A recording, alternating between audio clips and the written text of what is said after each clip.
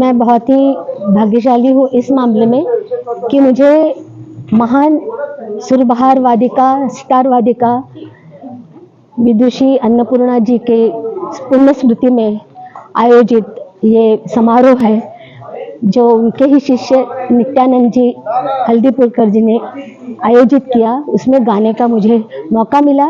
पूना में भी ये हुआ, उसमें वहाँ भी मैंने गाया है। कलकत्ता में बहुत पहले बहुत बार आ चुकी हूँ और SRA में वगैरह बहुत जगह पे मेरा हुआ भी कार्यक्रम।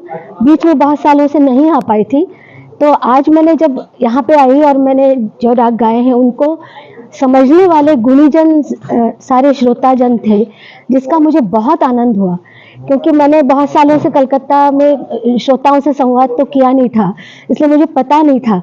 लेकिन आज मुझे खुशी इस बात की है कि इतने अच्छे श्रोता और इतना समझदार गुणी लोग मुझे मिले, तो इस मामले में भी मैं बहुत भाग्यवान हूँ। और मेरी जो गायकी है उसमें ग्वालियर, किराना और जयपुरियन तीनों घरानों की गायकी का एक सार कहते हैं, इसेंस है, क्योंकि ये तीनों ही घराने बहुत बड़े हैं और एक दूसरे के कॉम्प्लीमेंट्री भी है और एक दूसरे से अलग भी है। जैसे ग्वालियर जो है तो वो मध्य लय का कॉम्पैक्ट गाना ग्वालियर में होता है, बंदिश को पेश करना। किराना घराने में सुर के काम बहुत सुंदर होते हैं और लय भी बहुत ठाय विलंबित ली जाती है। और जयपुर घराना की जो गायकी है वो मात्राओं की नहीं, मात्रा के बीच का जो अवकाश है जिसको हम लय कहते हैं, उससे संबंधित पूरी गायकी है। तो इन तीनों ही, जिसको हम लोग अल्टीमेट म्यूजिकल वैल्यूज हैं, ये उनको इकट्ठा करके मेरे पिता, मेरे गुरु पंडित राजा बहुदेव जी ने मुझे करीब करीब 50 साल तक ये तालीम दी। और इस गायकी को जो अप्रिशिएट करने वाले लोग हैं वो कहते हैं ये समग्र गायकी है। हम लोग अपने मुंह से तो ये नहीं कहना अच्छा भी नहीं लगता, क्योंकि ये बोस्टफुल स्टेटमेंट होगा, लेकिन इसको पिताजी को जो जानते हैं, जिन्होंने पिताजी का गाना सुना है, कलकत्ता में पिताजी बहुत बार आ चुके हैं, तो उनका ये गाना जो था उसको समग्रता इसमें है, ऐसा लोग समझते थे।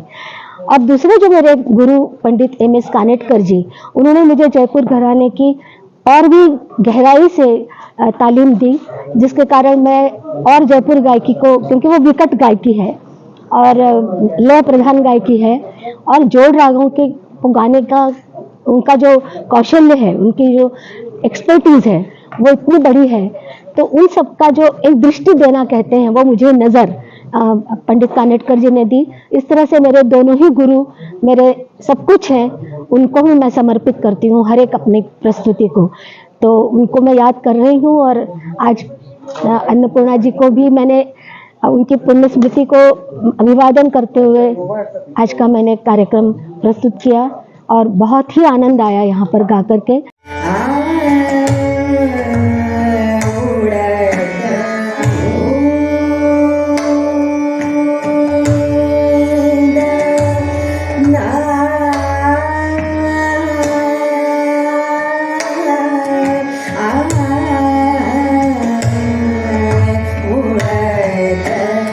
सब कलकत्ता के जो यंग कलाकार हैं, जो आगे जाना चाहते हैं, उनको मेरा एक ही कहना है कि ऑनेस्टी रखो अपने गायकी में, समझ के गाओ।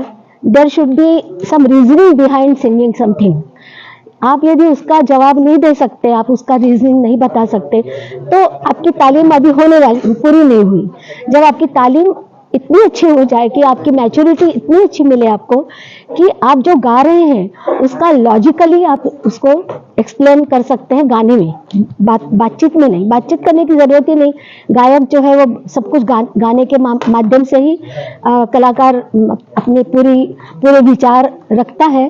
तो हम मेरे सब सारे कलकत्ता के और आसपास के जो यंग कलाकार हैं, इन द मेकिंग हैं, उनको मैं ब्लेसिंग्स देती हूँ और मैं चाहती हूँ कि वो नाम रोशन करें। और मुझे मालूम है कलकत्ता में बहुत बहुत टैलेंट है और गुरु भी बहुत बड़े हैं यहाँ पर, तो ज़रूर उनका गायन सुनने का मुझे भी सौभाग्य कभी मिलेगा तो ज़रूर मैं सुनूंगी उनका गाना। तो यही मैं कहना चाहती हूँ कि संगीत है वो अंतिम सांस तक चलता रहता है, उसमें कहीं भी ठहराव नहीं होता, कहीं कोई डेडन नहीं होता, आपकी लास्ट ब्रेथ तक आपको गाना है। तो ये यदि हो जाए तो पूरी जिंदगी आप सार्थक कर सकते हैं संगीत के माध्यम से, यही मेरा कहना है।